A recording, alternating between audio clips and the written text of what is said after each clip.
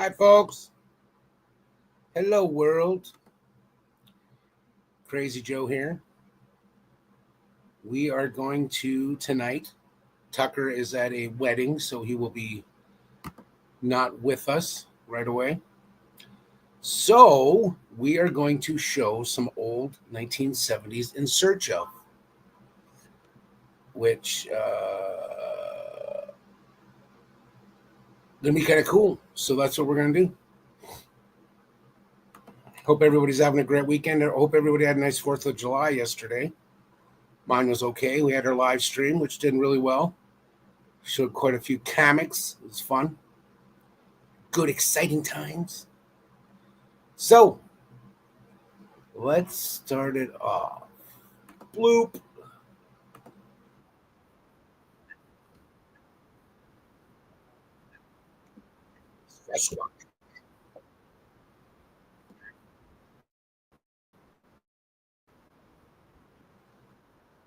Woods of the Pacific Northwest. The encounters have not always been peaceful. In 1924, a small group of men were working a mine in a canyon near Mount St. Helens in Washington. One night, the miners took their weapons inside and bolted the door. They thought they were secure for the evening. No. Outside, something strange was happening. The cabin was under attack. Now, it's an older video, and it hasn't been digitalized or anything like that, so it's going to seem a little grainy. So that's just the way it is. It's any copy that I've seen of it, it's got this. So I'll shut up. Let's find out what happened to these guys. Boulders rained on the roof, and someone or something was trying to break in.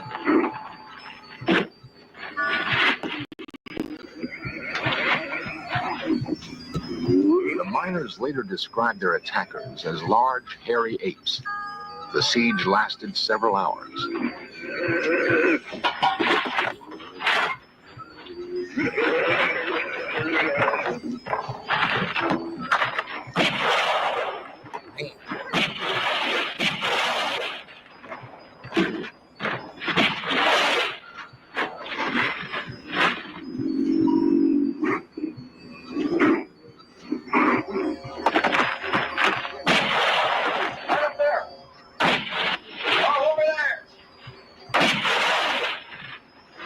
The miners escaped injury that night. The area now known as Ape Canyon is one of the many places in the Northwest where man continues his hunt for this elusive creature we call Bigfoot.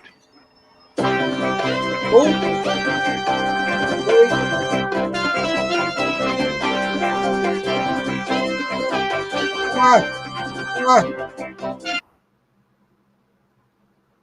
going to mute that. Guys, remember this old, remember that old titles here? Special Phenomena. Oh, God, this stuff was the best. And some of them feel they must kill it to prove it exists.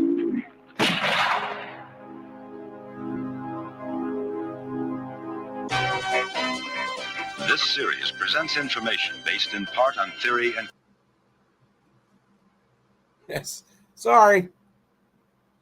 Alan Landsberg, who did quite a few to the Indians living along the the Columbia 70s. River in Oregon and Washington, or those in Canada, there is no need for proof of Bigfoot. It's right there. Sasquatch has been a part of Indian lore as long as they've inhabited this land. Some anthropologists believe that the creature could have come to the northwestern part of the United States along with the Indians, across a land bridge that once connected Siberia to Alaska. The newcomers to this country have seen Bigfoot in an area ranging from northern California to southwest British Columbia. Yes, he does. To the Indian, Bigfoot carries a mystical significance. Sometimes it's difficult to tell where myth ends and reality begins. I could have wrote this shit. In our modern world of concrete and steel, we're far removed from the Indian lore of Bigfoot. It's hard to imagine any corner of our crowded world where a giant man-like creature could roam free. Yet there's persuasive evidence that Bigfoot is real and that urban man may be close to his first meeting with this living legend.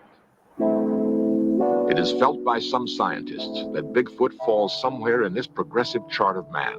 Uncle A Louie. giant hominid related to but not like modern man. According to this theory, Bigfoot would have pursued a course of evolution separate but parallel to his human cousins.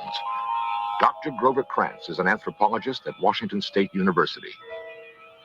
Its locomotion is the human design, so we know it's probably our closest living relative. But in terms of anything mental characteristics, no, it's not human. So it is a mixture of ape and human characteristics. And if you want to call that a missing link, that's fine. Now, this is a cast of a jawbone of something that I think is actually the Sasquatch. This is a jaw that's anatomically in between human and ape in its teeth, but it's much larger than any living ape, much larger than a gorilla, for instance.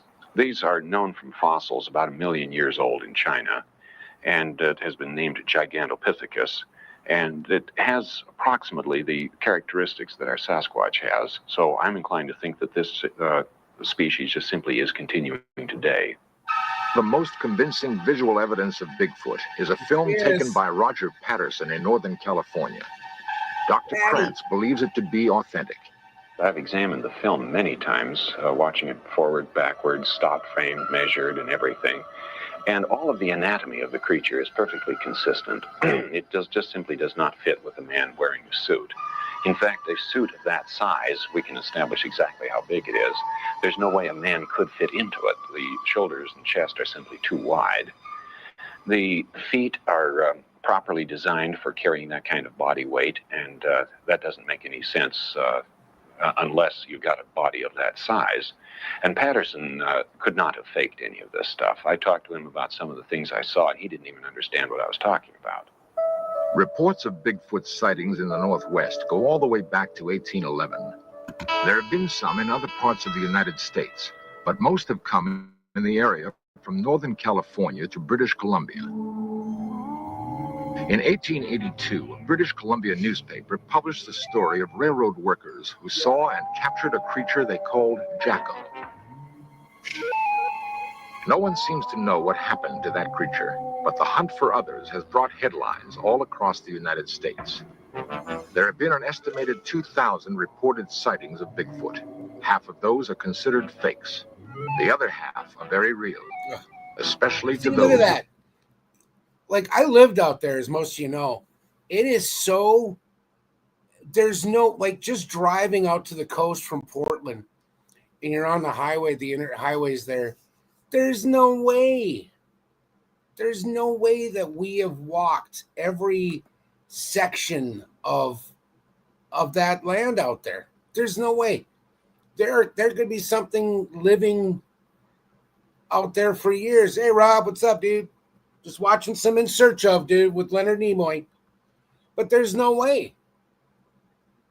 Oh, it's beautiful, yet dangerous. I don't know. Live in this rugged country and who've seen with their very own eyes, seen something strange and sometimes frightening. I'd been down to my folks', and Cindy was with me, and we decided it's time to go home. And so we left. Louis Alway and his daughter Cindy of Stevenson, Washington, returning home one night from visiting his parents, came across something they'd never seen before. Commercial. Awaken to a world of wonder in Final Fantasy XIV Online. Nobody cares. It was about 10:30, 11 o'clock at night, and Cindy was sleeping on the floor, on the seat. And I come around the corner there, and there it was. It looked to me like it had just come over the top of the guardrail there. I woke her up and she got to see it just before running to brush. And at first I thought it was a bear, but when it took off across the road on its hind legs, I just couldn't believe it. I hunt and I fish and I see a lot of game all the time, and it looked like something that I'd never saw before. See, and that guy right there, when he 3 or 4 years just ago, explaining that story, he doesn't sound like an actor. He sounds like a legit human being that saw something in the frickin' woods. You know, how do you explain that? How can a person comprehend or figure that out in their brain if you see something like that? I don't know. Big feet. All right. Robert. All right, here we go. We received a call in the late part of the fall. The people who own this cabin back here said they'd found some tracks of what they thought was a large animal. And we came out and investigated that. Back here by the tree, we found several tracks that were real large, way larger than a human. I sure wonder about it. Sheriff William Klausner of Skamania County in Washington has investigated tracks and talked with eyewitnesses. He's seen too much to be totally skeptical. The most unique thing about what we've learned from this is that the people who have either written or called, who have experienced the same kind of thing or had seen tracks, mention of a strong sulfur smell, and that's real unusual. As Sheriff Klausner says, the smell description is not unusual. James Strahan and Harold Teskey recently saw something on the roadside near Colton, Oregon. And there was a big, huge object on the left of the road, and I rolled the window down in the car. And this thing was approximately 3.5, 4 feet wide, about 6, 7 foot tall. And the odor of this animal, after I rolled the window down, was so offensive that I couldn't remain there any longer. And I was scared too. And I've been around the mountains and around animals a lot, and this thing truly scared me. And so I got out of there and rolled the windows up the car, went on home. And the odor of that animal stayed in that car until the next morning. It was still in there. 1 mile outside the Dalles, Oregon, several members of the Bigfoot Investigation Project and Information Center climbed to an observation point. They're led by Peter Byrne, 50-year-old adventurer and former big game hunter. I've read a couple of Burns books. They're very interesting. A lot of people kind of consider him to be a quack, but I think he passed away last year or the year before, but he lived in, he ended up living out on the coast. I can't remember the name of the town. But I've read a couple of his books from the 70s, and they're really fascinating how just the integrity he had to find these things. And, I mean, he was always looking for them. In Nepal. Byrne has dropped his rifle in favor of camera and binoculars. For 5 years, he's headed the Bigfoot Investigation Project and stalked these North Woods, checking out every story and every set of tracks. His prey is elusive. We will talk to the person who says that they've seen one.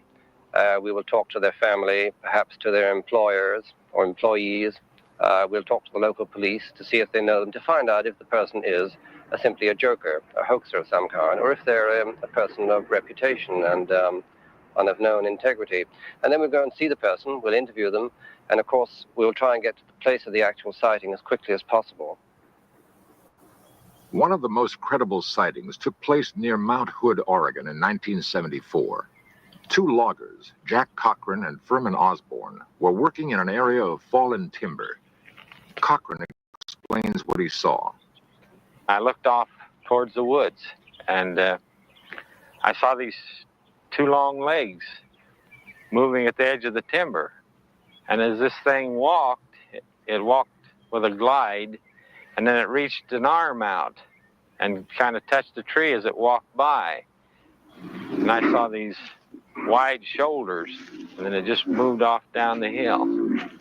J.C. Rourke and I were up on that little hill there and setting chokers, and I kept came down to the land and he didn't come back. So we decided to walk out in the woods onto the timbers so we could be in the shade. And we heard this commotion there in the brush, and we saw this big monster going out through there. And I yelled for my buddy. I wanted him to see him. And I started running. I wanted to get a closer look at him, and we chased him over the ridge there. And at one time, I was within 50 feet of him. Whatever Osborne chased through the woods left him far behind. Ooh. Cochran, an amateur artist, tried to sketch what he saw. He was Look at that tall, butt. long-legged, and hairy, with very broad shoulders, and his head seemed to just spring up out of his The only thing that gets me through it is Bigfoot's fat ass. Oh, that's cute. shoulders, no neck. Why would The arms were long, and in proportion than a human. There is He had a persuasive evidence that men may be closing in on Bigfoot. What will the hunters do if they find him? shoot him?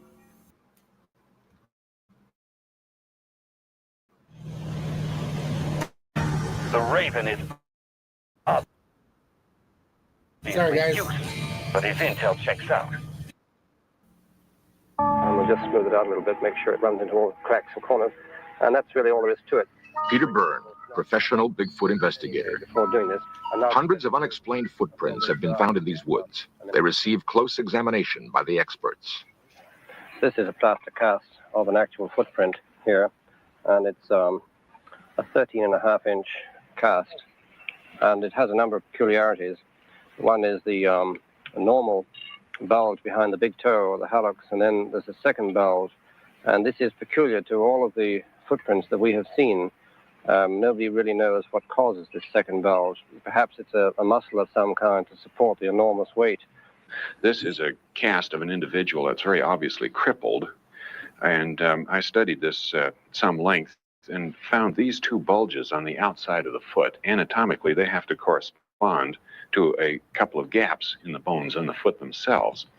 And the bulges in a normal human foot expanded to this size would have been here, but they're shifted forward. Well, anatomically, this means that the ankle weight is shifted somewhat forward. It's not just a gigantic human foot. It's the leverage has been redesigned. And this happens to be redesigned just exactly the way it would have to be for a 800-pound animal. So if the idea of that this was faked by somebody isn't quite so simple. If it was faked, it was done by a human anatomist who was a real genius, and he had to have laid out thousands of these fakes all over the place, and that just simply becomes impossible. Among the fakery that we have seen is a piece of film made in 1970 by a man in northern Washington. At first, it looked very good. It was a man in a fur suit, of course. The particular man tried to sell it to us for $25,000.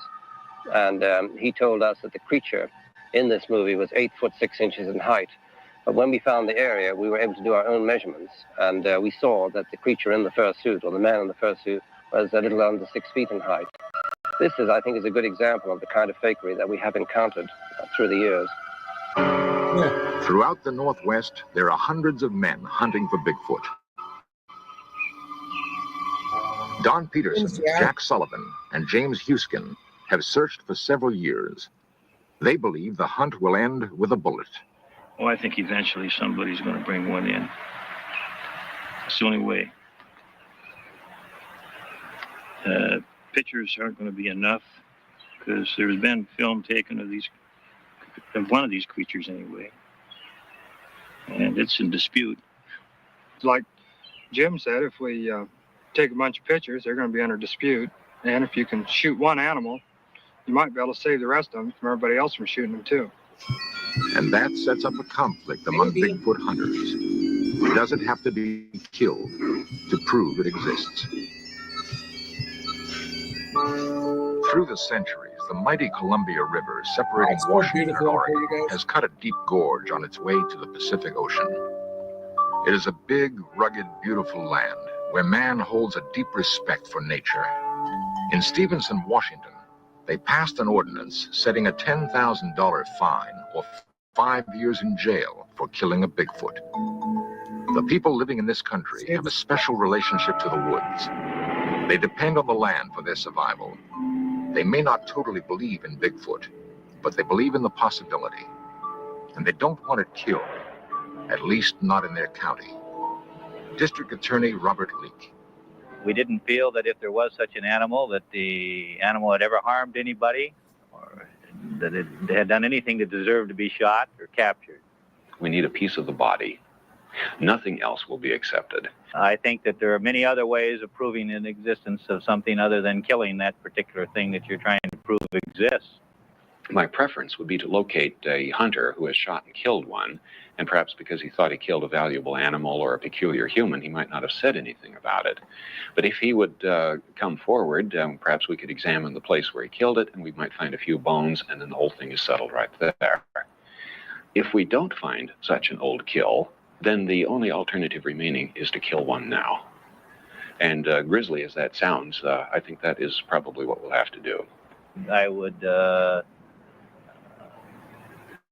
strongly urge the doctor to reconsider that, especially if he thinks he's going to do it in this county, because we would enforce the ordinance.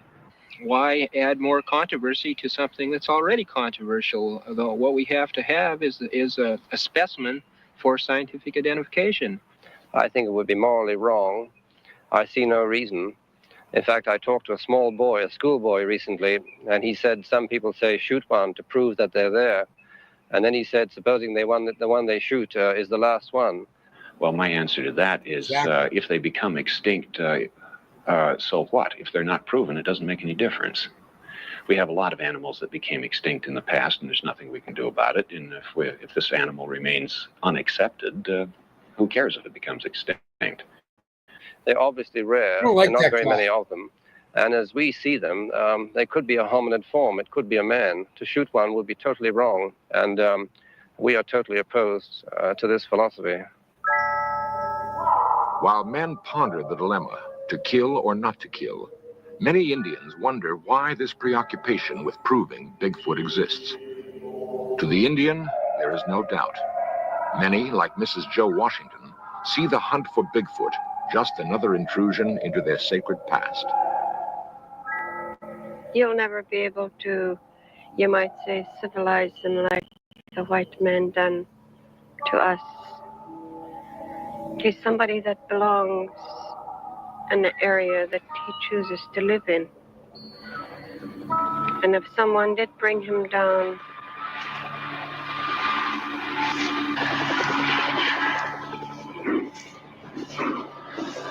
he'd never adapt to your way or even mine, because his way of life is entirely different from ours, mine and yours. And I always felt so bad when I hear of Sasquatch hunters that say they're going to photograph this man, or most of them refer to him as an animal. And from the stories and things that I was taught by my people, that he is not an animal, he's not a savage, he's a gentle being that just goes about his own way, collecting his own food, clothing, and lives where he chooses. Put the work in. Yeah. Mommy, I have to go potty. Oh, yeah, it's no big deal.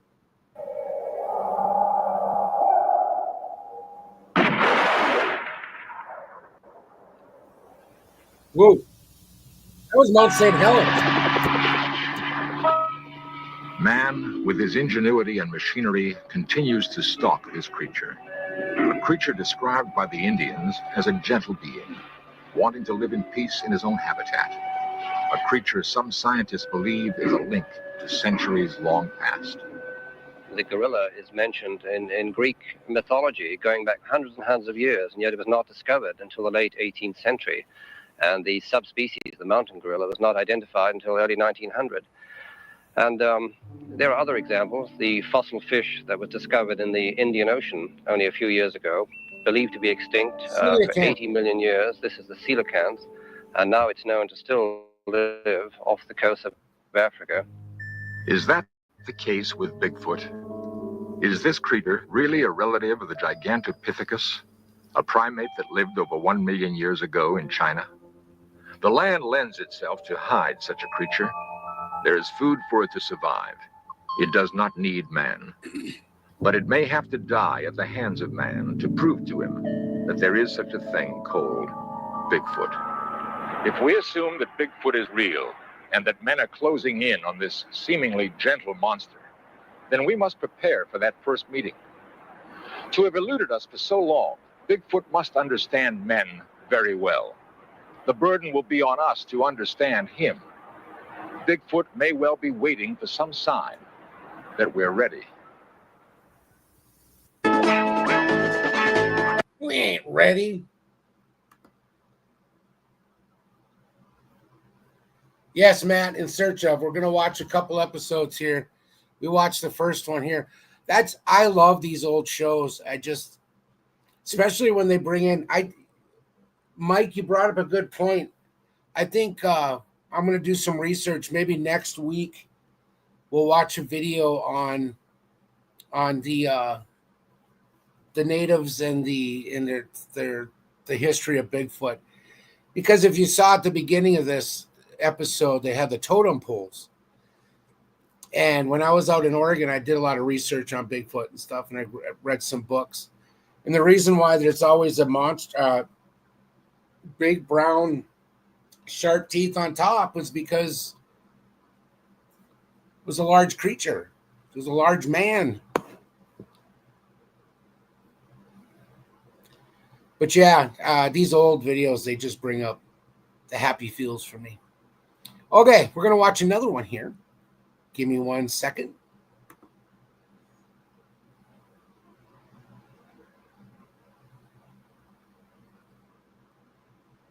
Burn out now.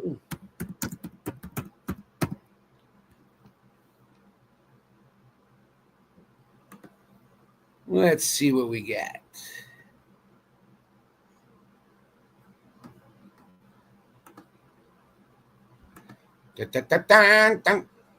That's National Geographic. Sorry. Let's find. I don't know if we're going to find a. Ooh, this might be an interesting one. Give me a second.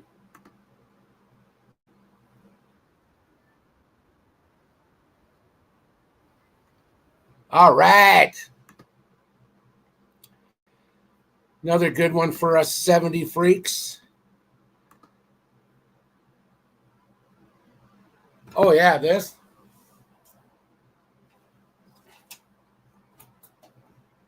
Oh. Picked it up at a MagicCon here in Minot years ago. Let's see if I can find the. Wait, check this out. Watch this. How are you guys doing? Hey, what's up? Isn't this? I should just do this. I like the little click at the end of it. Hey, where are you going?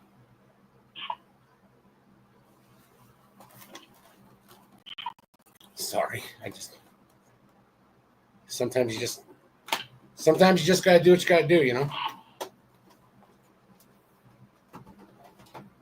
Yeah, I got that for Trapper. Oh, yeah, Mutual of Omaha. That was a fun one, too. Very excited. That was, I always felt bad for Jim, though. Jim always got stuck having to go out into the woods. Now we're going to watch another In Search Of. Another interesting, fun to all of us boys back from the 70s. And, you know, Matt, you too. You're not a young pup. We're going to watch In Search of the Bermuda Triangle, because I've always been fascinated with the Bermuda Triangle. That's no lie. The south coastal beaches of Florida bask in the warm Caribbean breezes. But the tranquil waters might obscure a mysterious phenomenon that preys on those who venture into the coastal area.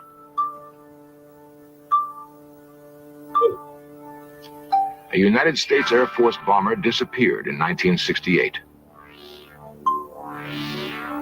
More than 1,000 lives have been lost under circumstances that cause veteran sailors to become uneasy traversing these waters.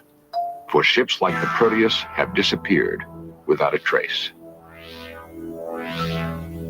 Whatever it is that haunts the waters between the Florida coast, the islands of Bermuda, and the Bahamas has claimed cargo craft like the White Sulphur Queen.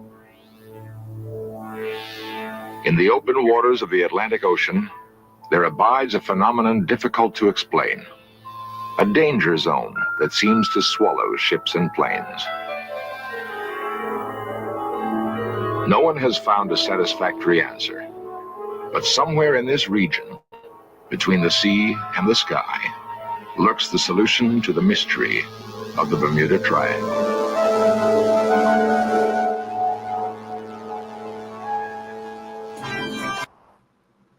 Meow, meow, meow, meow. Meow, meow, meow, meow, meow, meow. Meow, meow, meow, meow. I figure I'll just hum it, since I don't want to get a... Go, look, crystal skulls down there next to Loch Ness. The coast of Florida, an area of some 60,000 square miles, in which lurks the mystery of the Bermuda Triangle.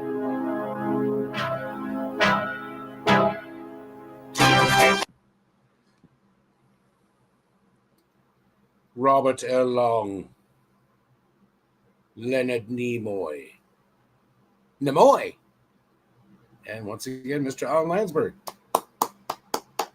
Thank you, gentlemen. All stations. This United States Coast Guard, Miami, Florida. 901. The 7th U.S. Coast Guard District protects one of the busiest air-sea traffic lanes in the world. The amount of travel creates a year-round headache for Coast Guard patrols. 3 persons on board is overdue on a fishing trip. Vessels transiting area are... In a year, the district answers more than 10,000 rescue calls, an average of 25 a day. Most of the calls are routine. Engine trouble, boat aground on a reef, out of fuel. Some, however, are urgent, even desperate crises at sea. 36-foot cabin cruiser 4 POB, disabled, sinking, 3 miles due east of Bug Light.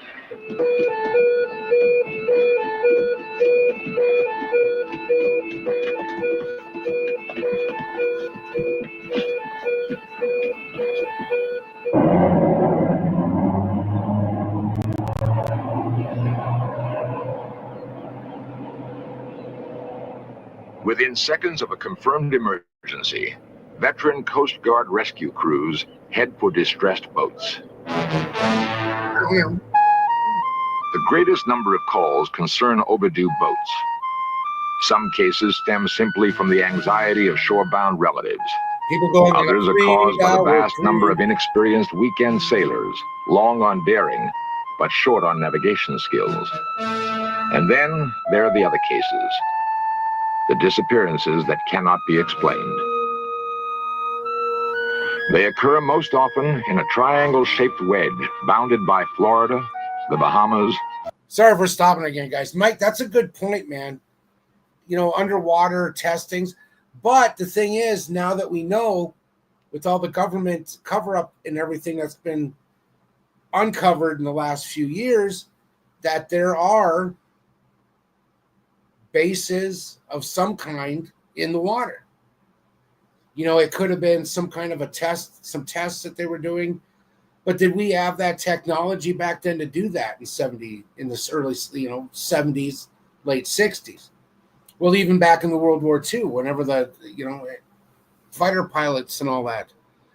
I don't know. It's a good point. I wish we did know, but if we did know, then where would the Insurgent come out of it, And the island of Bermuda, the so-called Bermuda Triangle. The search for solution to the Bermuda Triangle mystery has been abandoned by some experts who claim there is no mystery. On a television program underwritten in part by a National Science Foundation, the statement was made that science does not have to investigate the Bermuda Triangle. Each disappearance, the program contended, can be readily explained. The only possibilities not taken into consideration by that statement are the personal stories of individuals who've been involved in strange occurrences. Somewhere in these stories, the clues may exist that will open the way to the final solution of the Bermuda Triangle mystery. Yeah, I've heard of that, Matt. The magnetic wave. A Coast Guard cutter sails for home. It's the same kind of vessel that once carried a young lieutenant named Frank Flynn. We came on watch at just before midnight. Everything was perfect. It was a flat, calm night. The winds were gentle, ceiling and visibility unlimited. Just a perfect night. Frank Flynn was a 20-year career officer in the Coast Guard. He rose to the rank of lieutenant commander before retiring. He has sailed in the Bermuda Triangle many times in his military career. Only once did something mysterious happen. Only once. At about 1:30 in the morning, I glanced by the radar, and a solid green line caught my eye on the radar scope. And called my assistant over, and I said, "What do you think of this?" It was a little surprising, and he says, "It looks like land." I said, "I agree." At that point, I went over, ran a recheck of the Loran fix because we were said to be 165 miles offshore. We approached the unknown radar target rather carefully, and it appeared to be just a gray wall. It was very, very surprising. I'd never encountered anything like this.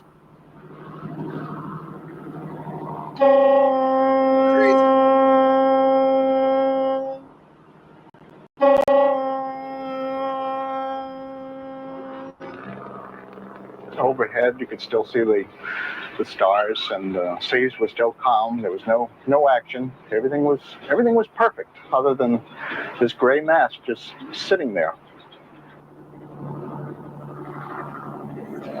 Well, I put almost 11 years of my 20-year career at sea. I never encountered anything like it. Nothing. We shined the light up as far as we could, almost vertically, and just didn't seem to be any end to this thing.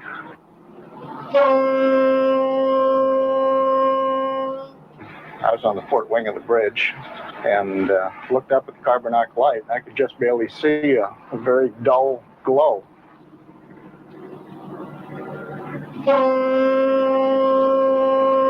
So we continued on and noticed irritation, a little bit of throat irritation, and a little difficulty in breathing.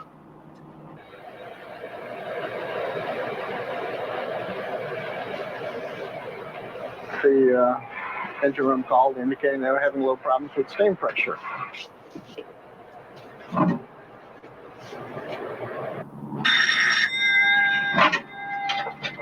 Bridge eye. This had happened before in clear weather. Possibly it happened at that same time. I don't think so. I think that the two things were related. At that point, the Captain Strouch made a determination that he was getting out of there. It is, Dan. He ordered left full rudder. We were going to go back out. And at that point, we broke through. We were on the other side. We're really not sure what we encountered. I don't think anyone is. Talked to some of the nation's leading oceanographers. They offered no real explanation as to what we might have encountered. I don't think it had been encountered before or since. After a long and distinguished career, an experienced Coast Guard officer wonders about a mysterious night in the Bermuda Triangle. That's crazy. That's weird. There are pilots who have flown countless times through the Bermuda Triangle and experienced no difficulty. Bob Spielman has flown extensively in the Bermuda Triangle. Nothing unusual has ever threatened him, but a plane he owned was involved in a mysterious event. I loaned the plane to some friends who have flown it extensively, and they flew in the area of Grand Bahama Island on the way to a further destination. The day prior to the incident, by the way, I flew the plane myself into the same area we're talking about with no incident whatever.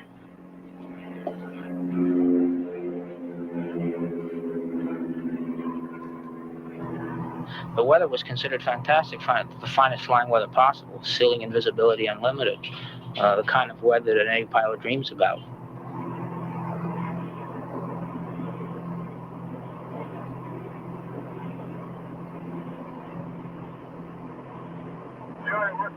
And I've been in many situations where communication has been mysteriously lost in this given area, and I just chalked it up to experience.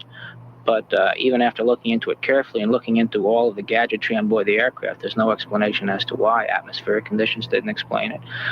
Mechanical failure didn't explain it. It just happened. Del Tower, commencing 41 Julia Whiskey, estimate 5 southeast, walking 12 inbound, over. And then when radio contact with the Miami radio facility, aviation facility, and suddenly contact was lost, and the plane never arrived at its destination.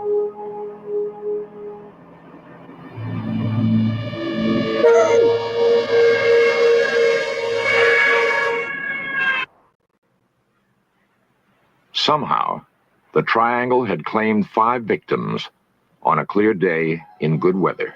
It's crazy. And there was no way to explain the origin of the accident. The following day, I went with FAA investigators to the scene of the accident, and they went through the wreckage very carefully, took some parts from the aircraft back to the United States, and they found through their extensive investigation that one of the main wing structures that held the wing in place was subjected to such a terrific force that it wrenched the wing right off the airplane. And it's their statement that it's unbelievable that such a force could exist, specifically because the damage was done to only one part of the aircraft, where everything else was relatively intact. Communications lost, a plane strangely missing. Both stand as consequences of a force that somehow exists. When our search continues, we will seek explanations of the Bermuda Triangle mystery. It's crazy.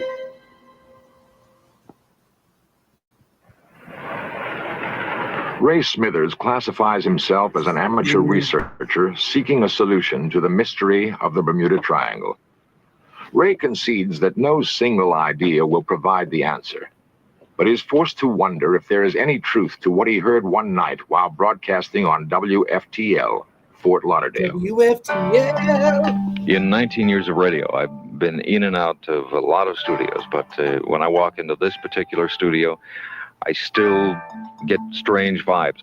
Ray was one of 3 people responsible for presenting a special late-night telephone interview program dealing with the Bermuda Triangle. During the broadcast, a call was received. A call which is hard to believe is anything but gibberish. Well, and yet, Exploring the Bermuda Triangle. The Bermuda Triangle Part 2. Normally, all the phone lines were blinking. They were all solid. We had hundreds and hundreds of calls. And about 45 minutes into the broadcast, Alan Moore went to answer a call and hit the first line. It was blinking as though a call was coming in, and there indeed was no one there. There was no sound as though someone was on the phone. It was just dead. WFTL, you're on the air. He proceeded to go down 5 additional lines, and they were all in the same condition. Hello, you're on the air. Finally, on the 6th line, our caller started making a statement. Hello. There's one of you on the program who will understand what I'm going to say.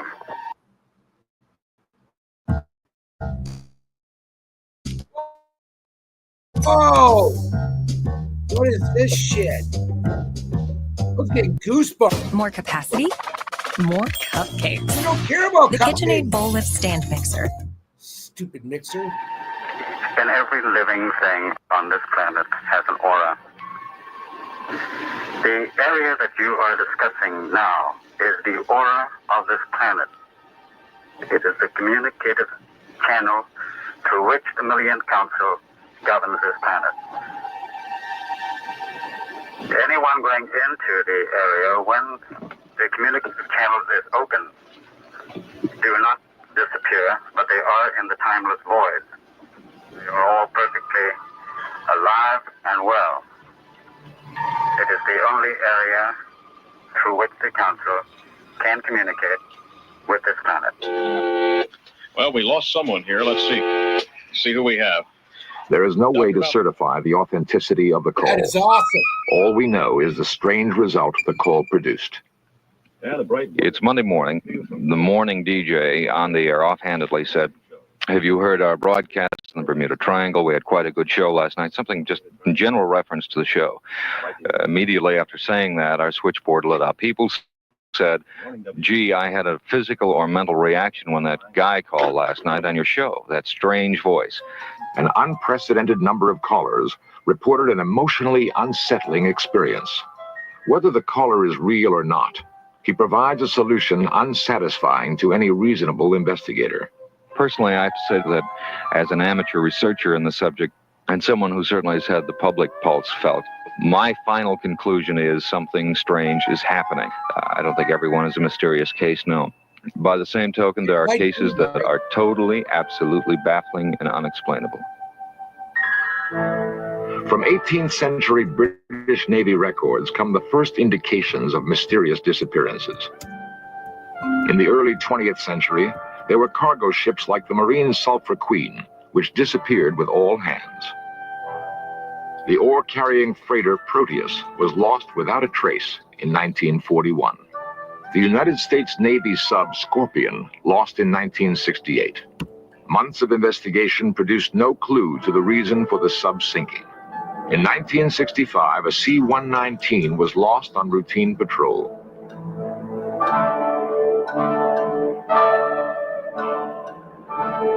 And perhaps the best-known disappearance of all, the story of Flight 19, a squadron of Navy planes lost in December of 1945.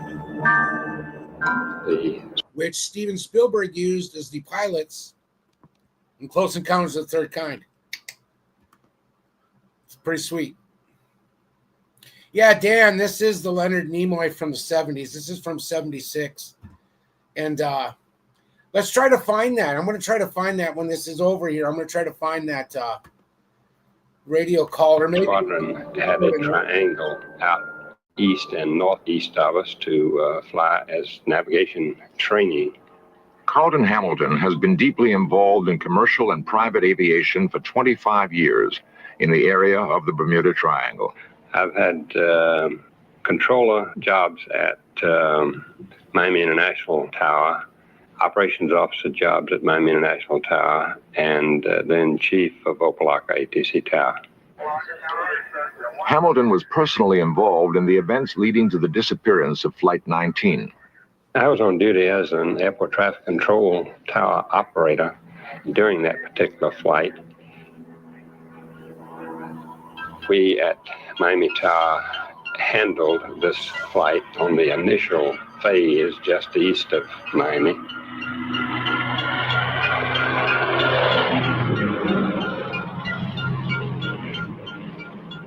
The flight departed on an instrument flight plan.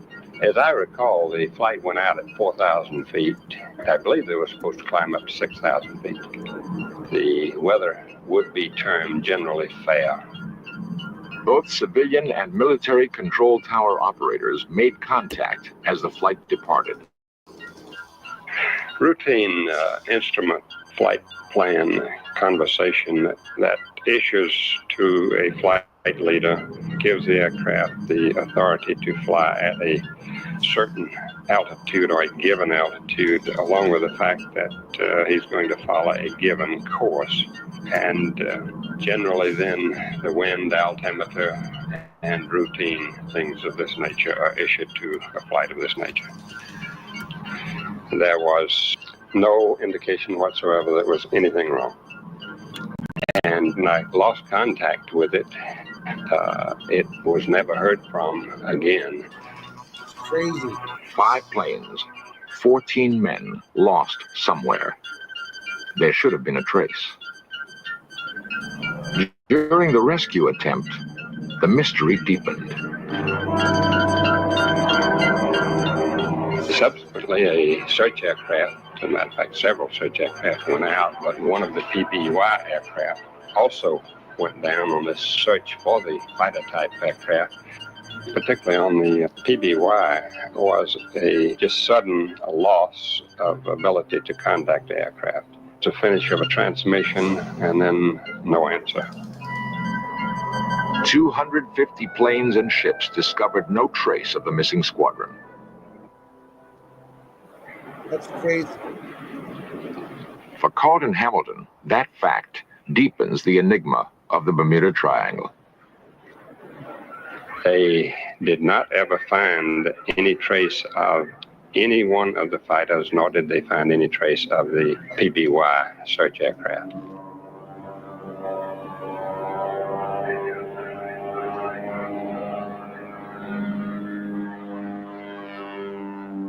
He himself survived what can only be termed still another mystery of the region. I have been on one occasion myself flying with a friend in a twin Beechcraft, and we were just offshore of Miami Beach. And we lost all lights and all navigation in the airplane. In many Bermuda Triangle disappearances, the sequence of events begins with the loss of radar and navigation capability. And just before we landed, all the lights and the navigation equipment come back on in the airplane. And we've never had any explanation for this, never found any explanation for it. But this actually happened. Each of the disappearances that has been cataloged in this program has in common an unexplainable element.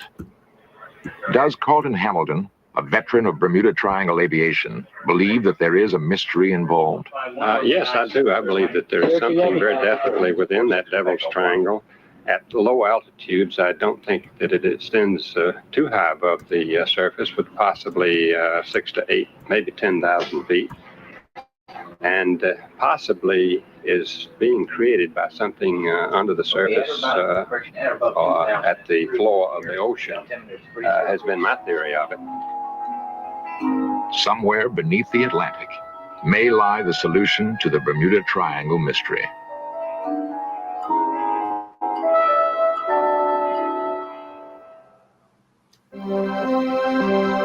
A veteran Naval Coast Guard officer encounters a strange phenomenon in the Bermuda Triangle.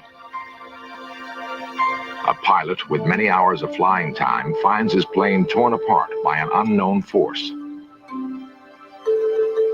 A broadcaster receives a message so strange it can be called otherworldly. A control tower operator earnestly believes that the mystery of the triangle is linked to the strange force. In light of the testimony of 4 individuals, it seems far-fetched to presume that the Bermuda Triangle mystery has been solved. To say in essence that science need not investigate is to destroy the rationale for any scientific quest. The unknown force, it appears, is there in the Bermuda Triangle, begging for investigation.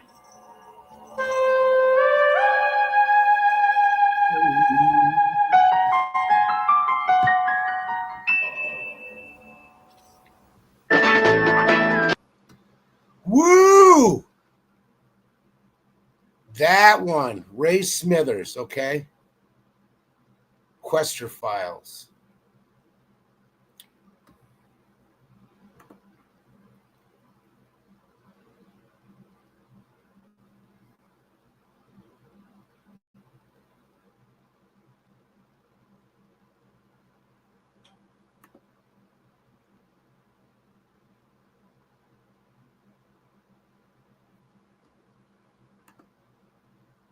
Ray Smithers.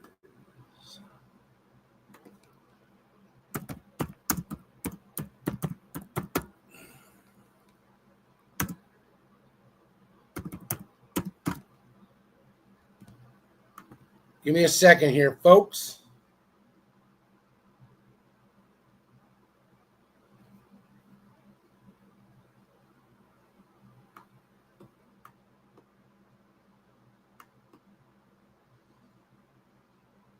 I'm kind of curious now on that.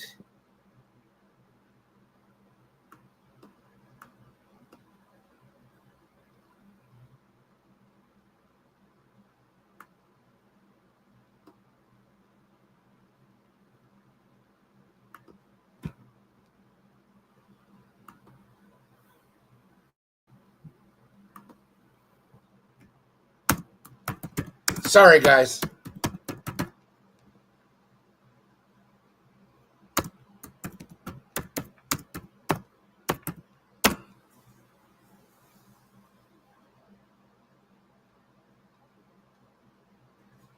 Deadly. It's that one. We just watched that.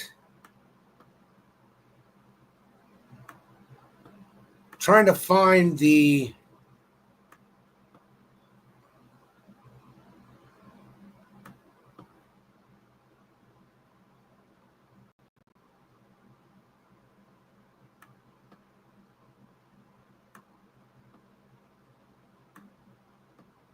I don't know if we're going to find the. Let me jump back and see if you guys are. Ray Smithers.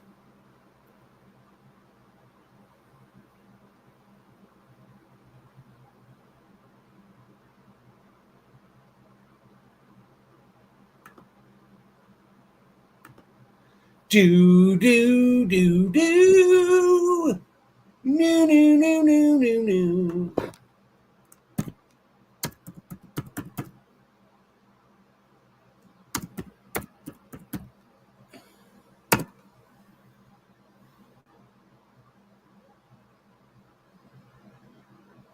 Oh man, this Quester Files is like got things on the Zodiac Killer.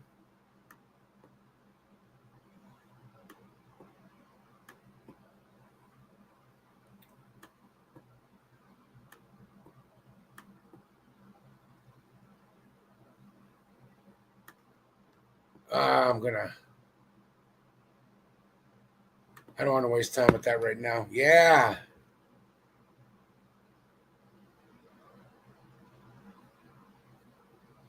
We'll look for it and find it another.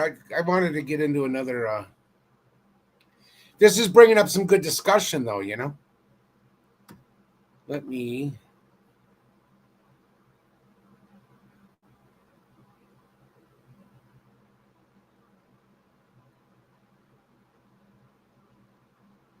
Oh, wow. I guess that flooding that's going down in Texas is fake. I guess it's not real. The media is lying to us. I just read it. Why would the media is not going to lie?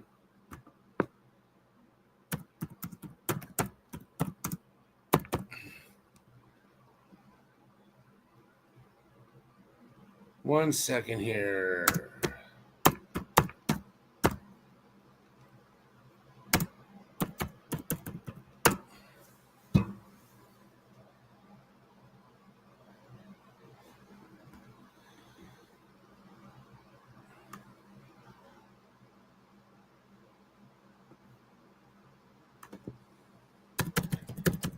Do, meow, meow. Now I can't get that out of my freaking head. Okay. I really apologize for this, guys. It's just kind of trying to get.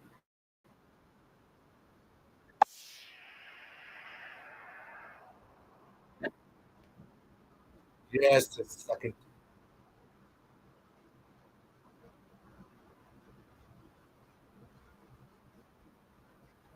Man, now I could like.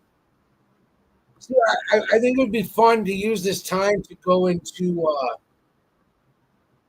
to watch some of these, and then pinpoint certain ones.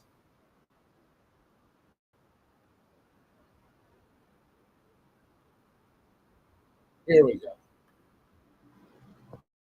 We're gonna do this. So we did that stuff.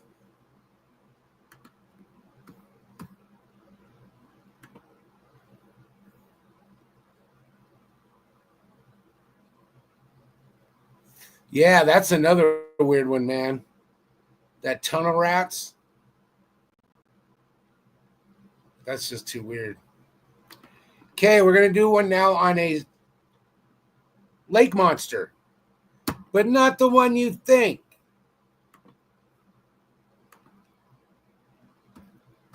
See, I like how I did that.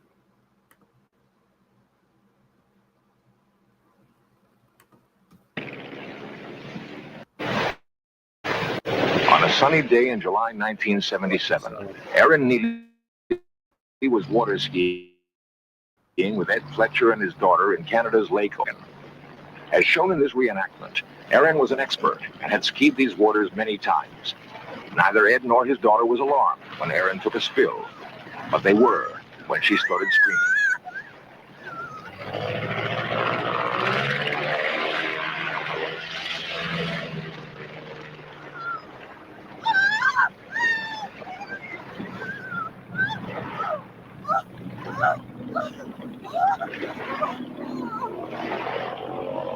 Don't leave the skis.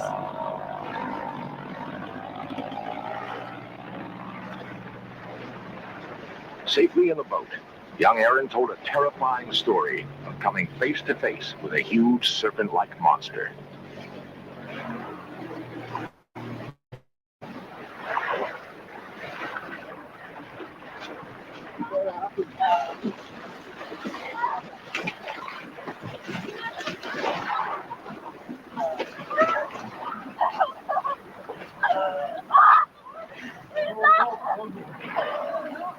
Aaron was not the first person to see such a creature in Lake Okanagan, nor the last.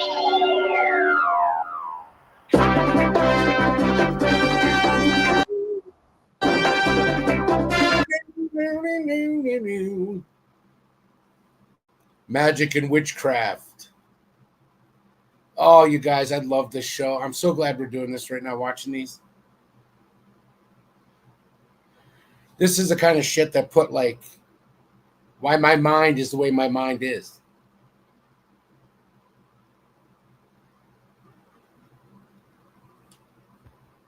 Feet in length was on the top of the water. And it was just incredible the way it moved. His head seemed to be the shape of a snake. Eyewitnesses claim that a monster rises from the depths and surfaces unexpectedly. They call him Ogopogo.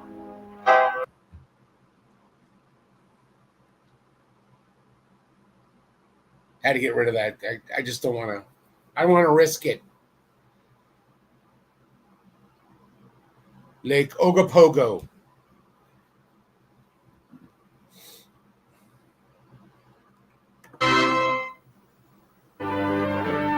Many believe that a mysterious monster lives in the depths of Loch Ness in Scotland. This ancient ruin marks the spot where St. Columba first sighted the creature in 565 AD. Loch Ness, however, is not the only place where forbidding monsters are reported to dwell. In British Columbia, Lake Okanagan is reputed to be the home of a giant water creature similar to the one in Loch Ness. Both lakes are remarkably alike, lying at almost the same latitude. Both are long and narrow, having areas of great depth. Both were formed by cataclysmic shifts of the Earth's crust. They have similar temperatures and contain almost identical types of fish. This is a famous picture claimed to be of the Loch Ness Monster. The head bears a striking resemblance to that of a prehistoric creature. Reports of beasts of immense length indicate that creatures like these may still exist. But how could it be possible for them to survive undetected for millions of years?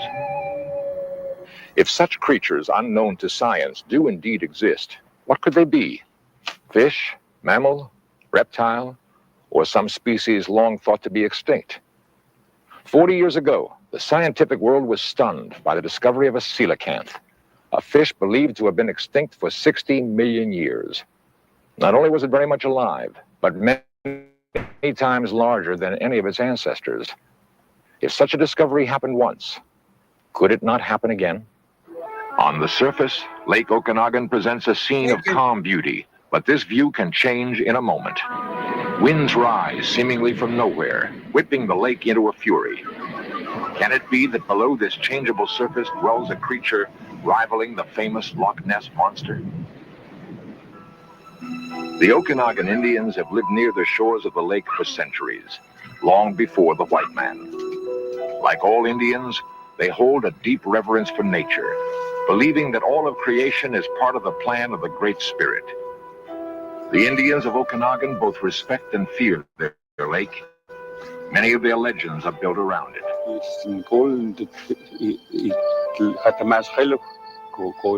These legends are passed down around the campfires from generation to generation. Ja, sapi tlacht happy hat course the winter. Nachman coach imstem kind of waste. You know, and this lake is like a living sacred thing. In an hour or 2 hours, this lake can be a raging body of water and very dangerous. In this lake, we have the Nchacha'it. It's a serpent that lives in the water, and it's been told to me by my great-grandfather and told to him by his ancestors. In early times, according to legend, no Indian would attempt to cross Lake Okanagan without first offering a small animal to the lake monster. There are stories of those who failed to make such offerings and whose horses were sucked under by a mysterious force. Stories of canoes wrecked and scattered on the rocks. The Indian's offering can be viewed as a spiritual act of sacrifice or as the pragmatic act of appeasing a hungry monster.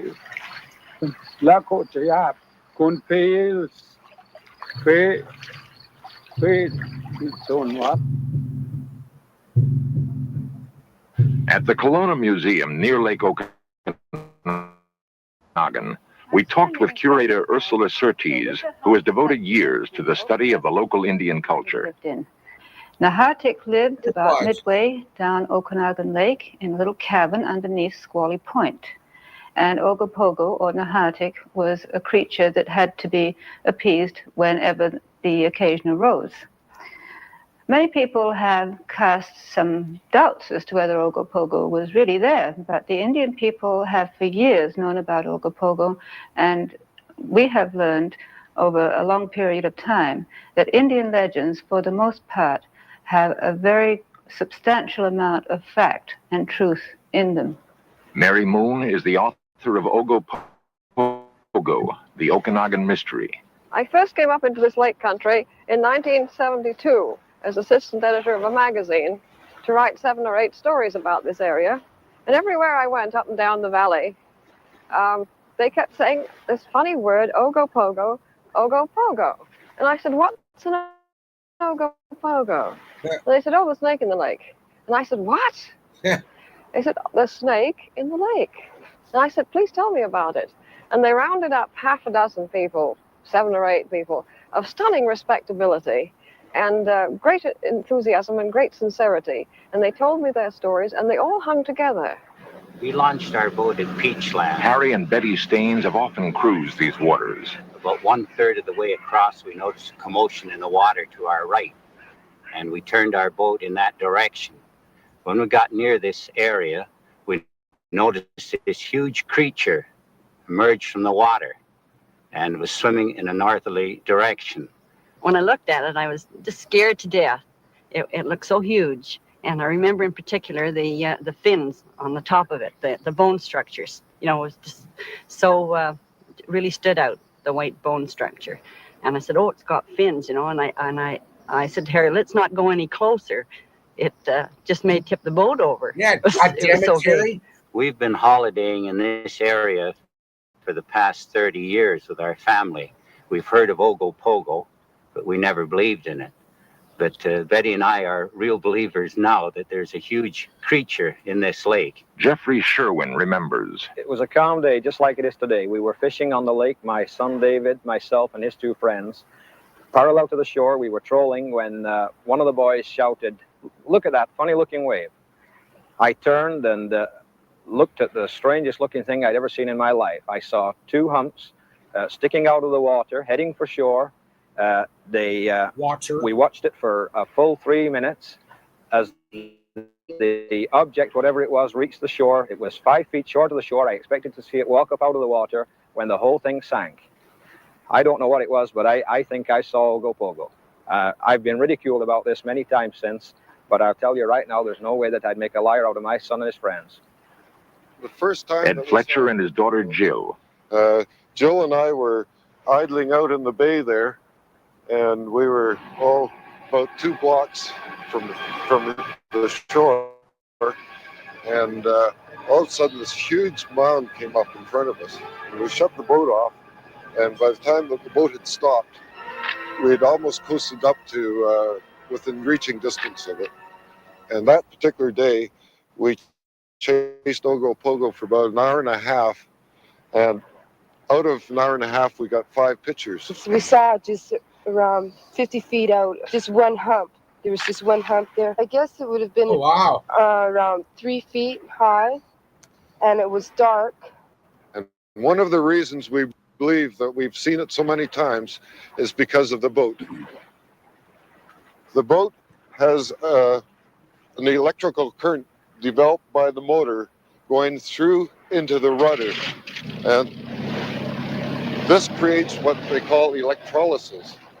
And electrolysis is a high amperage which attracts marine life. And the first year that we went out, we thought we were chasing Ogopogo, but we find that Ogopogo's attracted to the boat and it's following us. We've seen Ogopogo 40 or 50 times. At first glance, Ed Fletcher's pictures look like a wave. Waves, yeah. But a closer look reveals something much more difficult to explain. Intrigued by Ed Fletcher's pictures, our camera team decided to explore beneath the surface of Lake Okanagan in search of the Ogopogo monster. Cal Bevan, in red scuba gear, is a local diver who's made many attempts to find the monster. He agreed to try again. Our cameraman is Barry Heron, an expert underwater photographer. As the lake is over 80 miles long, his chance of filming the monster is slim. They decided to dive in the area where Ed Fletcher stated he had sighted Ogopogo many times. Okay, thank you very much. We'll give it a whirl and okay, let's fire up.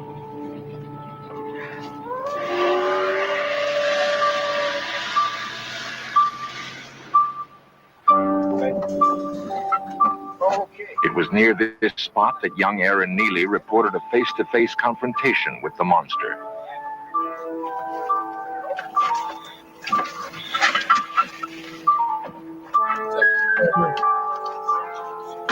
The heavy underwater camera and housing becomes buoyant and easy to handle below the surface.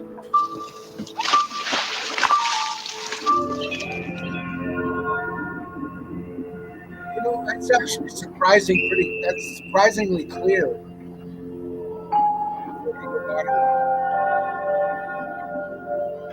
Not really, I guess. Murky. Strangely, no fish were found in an area where they are known to feed, and after a long and careful search, no monster. At least none in this section of the lake. Hoping for new information, a public meeting was announced through the local press. We were amazed by the number of people who related unusual sightings. How many people have seen Ogopogo here? How many people in this crowd have seen? Hold your hand up. Good. It was a hot summer morning, and the lake was just like a mirror. And when my mother and I saw it, was between Trout Creek Point and Summerland.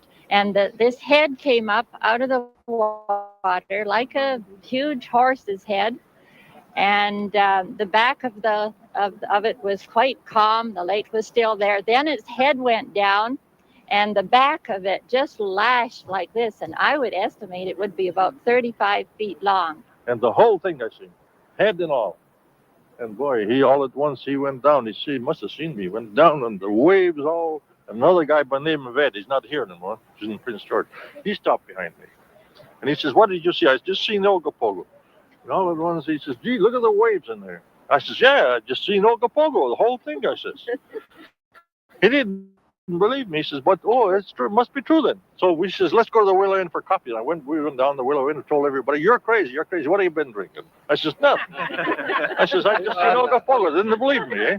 Obviously, these people had seen something, but moving images reflected in the water can be deceiving. Well, I grow grapes across the lake, and I was sitting on my tractor cultivating my vineyard, and I looked down in the water, and there was a big black, looked like a big black log about 50 or 60 feet long. So I stopped the tractor, and I thought, well, maybe I should go down there and cut that up, because I looked looking for some cedar posts. A few minutes later, some little waves started coming from my log, and I thought, well, that thing must be alive.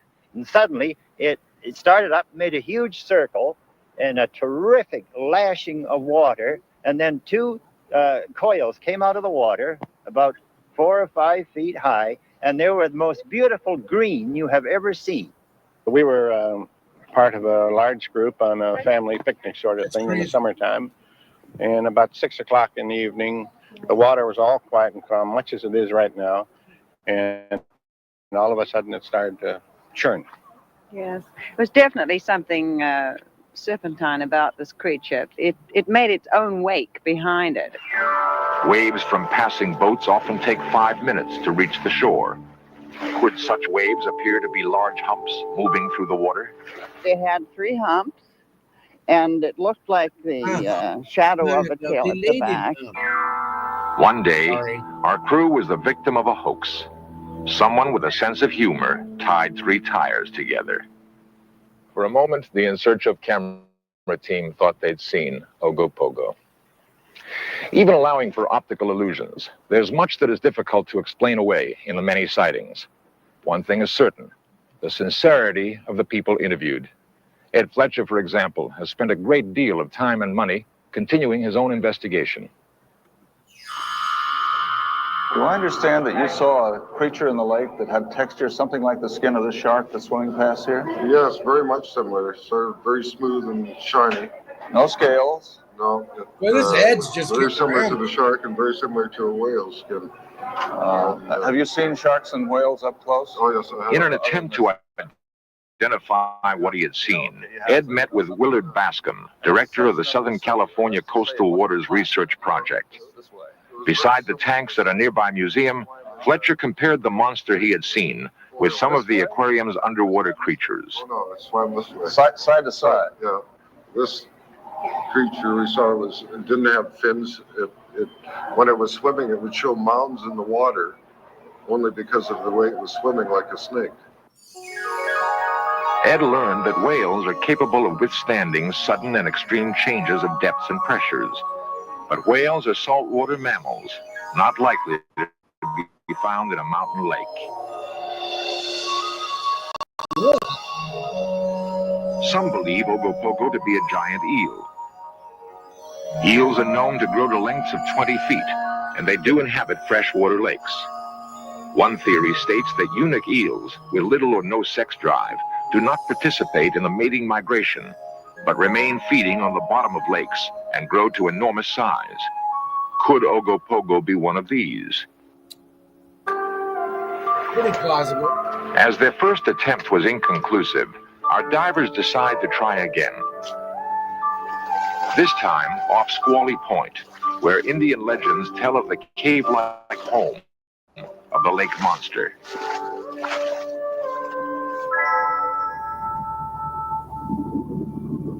Oh, looks like... As the divers descended, the water grew painfully cold.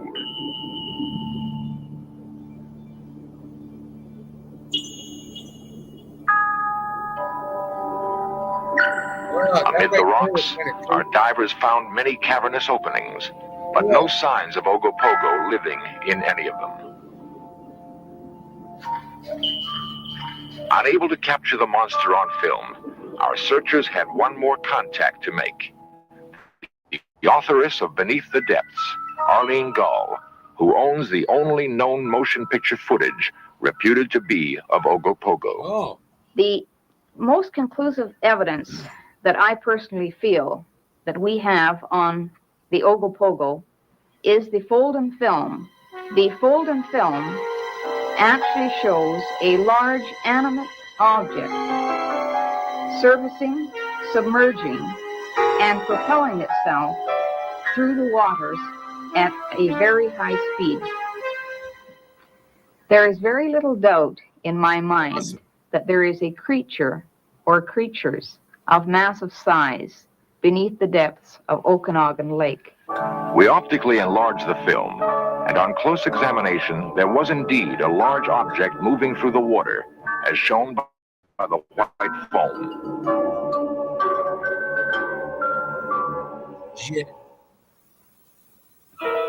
Professor Willard Bascom comments on the conditions necessary for the development of a monster. One of the difficult problems is this is in a fairly small lake, which is only 90 miles long and 2 or 3 miles wide.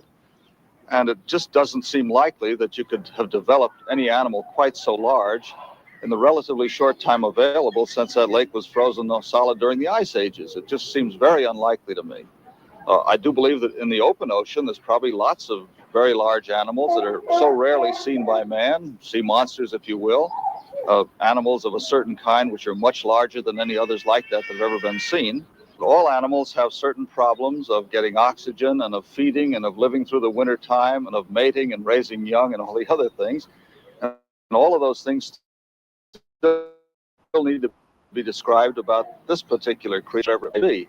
But there's no question there are very large animals in the sea which are only rarely seen. So anything might be seen if it grew to a very unusual size.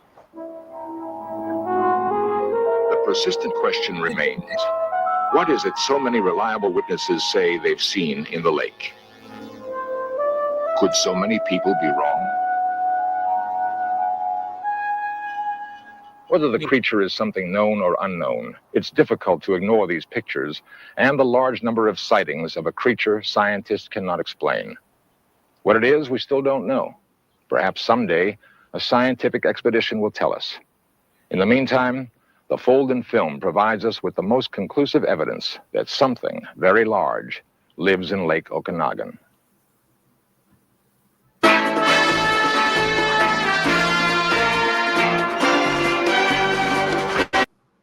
Lake Okanagan.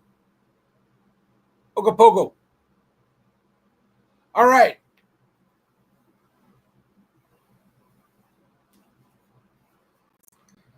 Bigfoot, the Bermuda Triangle, Ogopogo, Okanagan. Yeah, those are all good. Those are all fun to watch, rewatch. I don't think I saw that Bermuda Triangle one. I don't think I've ever seen it. There's quite a few of these on here that I'd like to show. Okay, so I'm going to do some research on Ray Smithers and the Eerie Voice. I'm going to dig up Matt. I'm going to dig up, if you guys are still here, I'm going to dig up, try to find that Tunnel Rat Vietnam one again. And I want to know about this Colonel Sanders. I didn't know that story, Matt. That's kind of cool. But I check out Vintage Vibes. I was listening to it today. He usually goes live. They premiere Monday through Friday about 5 o'clock Central Time. And he goes through a lot of the old Art Bell. Mostly Art Bell, no George Noory. I can't stand George Noory. He's too political. Quester Files, all right? Holy crap, I wasn't even checking these. I'm sorry, guys.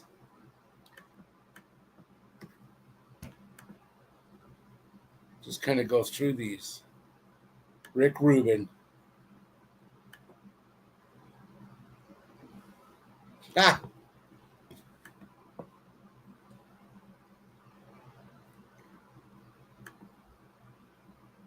They did have a lot of eyewitness testimony. That was crazy. No, they weren't. Don't be like that, Mike. Yeah, that is, man. I love that one too. Lifespan of eels varies. Well, years ago they did the River Monsters, Jeremy White. They yeah, if you want to. But he went down there. He went to Loch Ness. Because who else are you going to try to find a Loch Ness monster? You're going to want a guy that catches big ass, shit. So he claims that the Loch Ness Monster could be some Norwegian whale that would come in through, and just pig out on everything. I don't know if it's going to let me have that.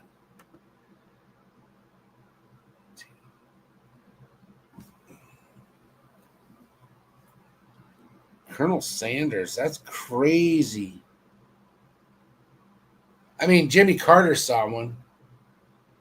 Colonel Sanders link. Boom, wow, wow, wow. I can't get that out of my head now.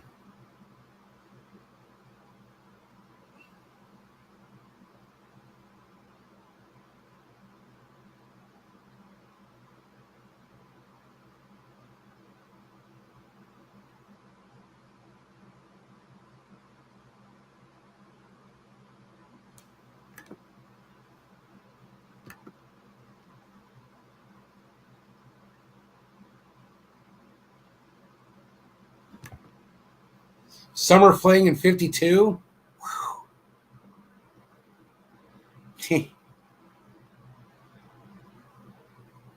Well, hell. Yeah, I know.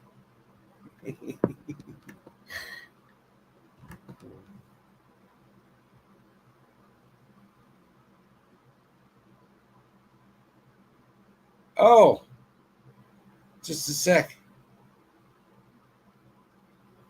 Is private student loan debt wrecking your life? You really need to talk. Give me a second here. Give me a second here. And this is a coast to coast, and today I got something today, folks, that I think you're really going to get a big kick out of. He's a man who, during his time, had a tremendous impact. Give me a second.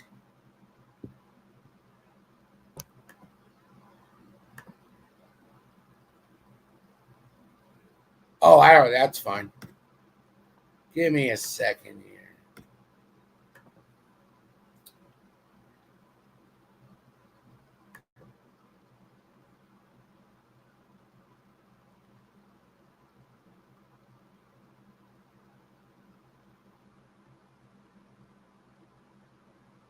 Ooh, I just found another one, you guys. Oh, man.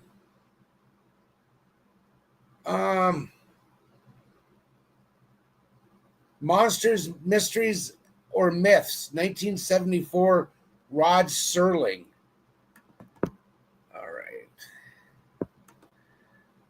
Give me 1 second here.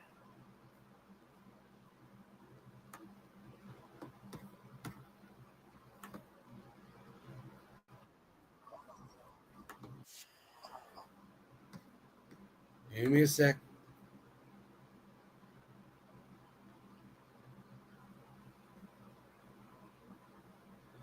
All right, here we go.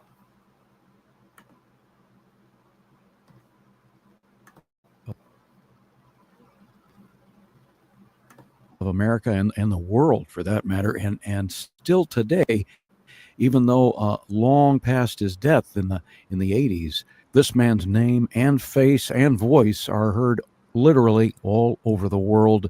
I don't know exactly how we were lucky enough to get this done, but he has called up from the other side, Colonel Harlan Sanders. Are you on the line? What is this? Yes, I am, and thanks, George, for allowing me to be on your fine radio program. Well, I am honored, sir. I tell you, we get a lot of guests who are authors and researchers and experts on various things, but most of them are still alive. Yeah, well, that just stands to reason. I don't even think that's. Yeah, but it's a real treat to have you on, Colonel Sanders. And let me ask you, just the thing that's burning a hole in my brain right now. That's dangerous. The thing I think our listeners are going to want to know: what's it like on the other side? You passed away years ago, and now you're I guess you're a free spirit, but what can you tell us about what you've gone through? Yeah, it's not something you run into every day, that's for sure.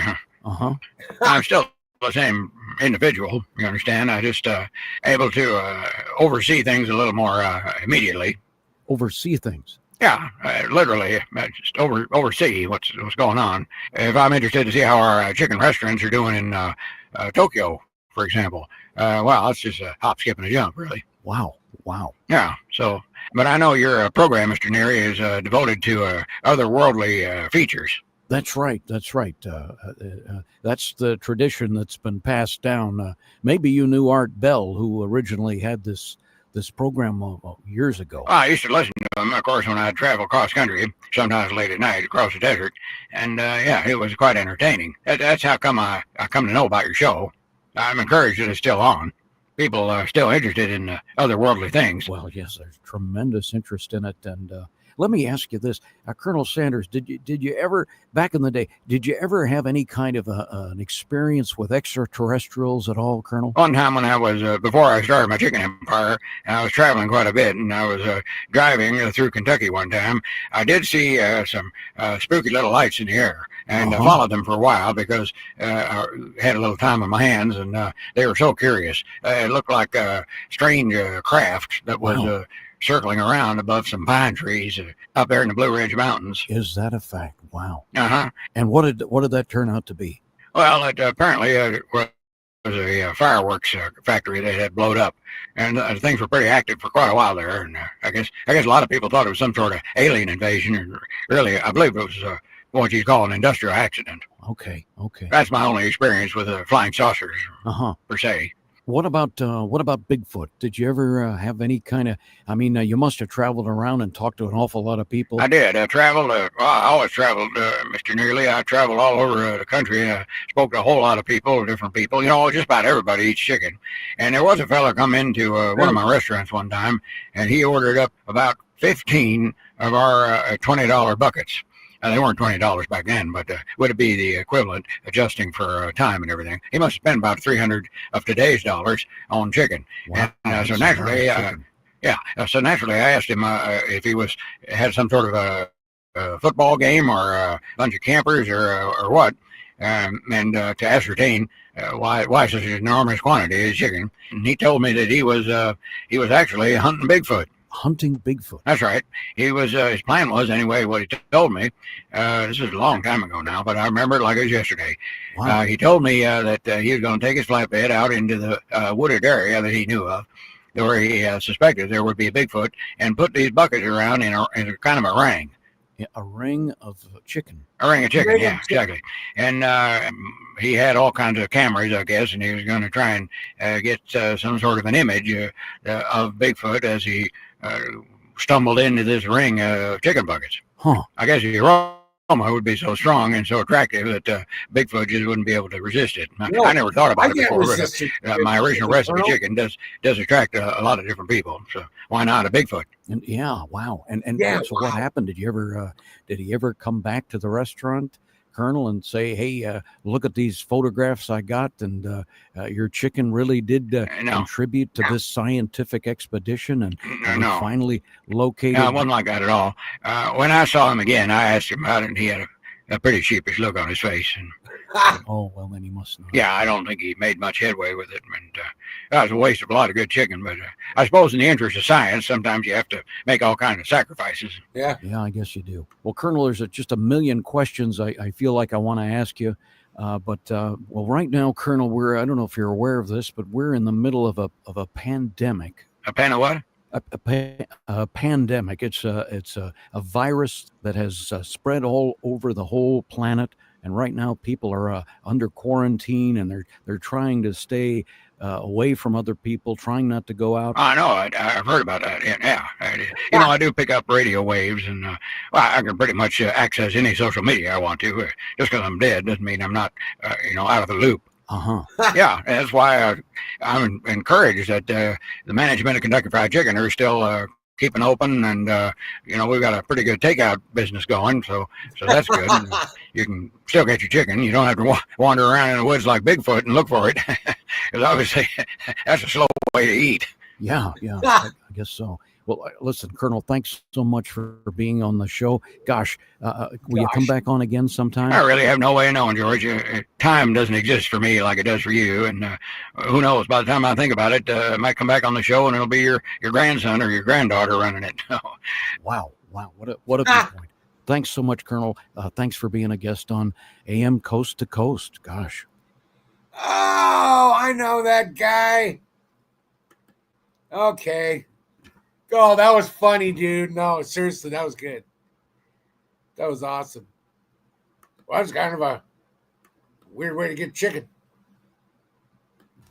All right. Well, I think I'm going to call it for a night. I don't know if Tuck's going to be on here or not, but I'm going to start doing this every Saturday night. I always end up doing Bigfoot videos and spooky crap videos anyway. So, but hey, I hope everybody has a nice rest of your weekend. I'd like to thank everybody that showed up.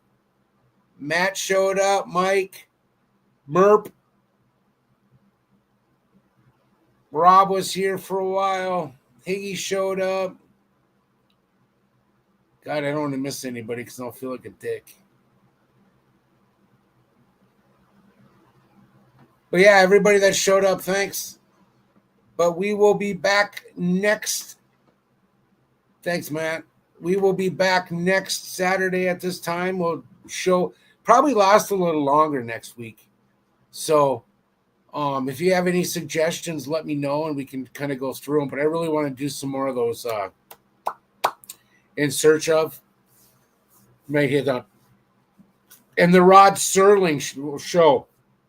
That was from 74. I think I've seen that. It's really spooky.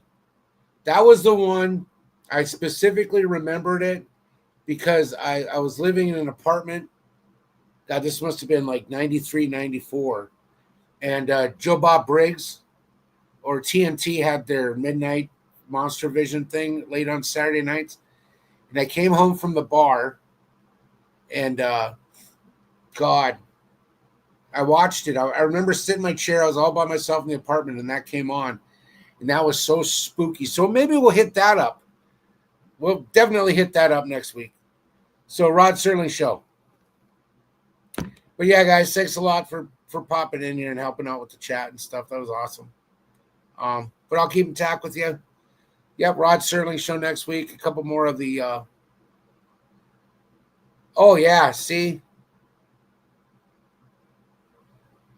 Oh, the old history. Yes. We're gonna hit it all up, guys. Well, yeah, we'll have a nice extra long show next Saturday night. But yeah, take care, everybody. Have a good one. Thanks for the suggestions. That Colonel Sanders, George Noory was actually funny. All right. See you guys later.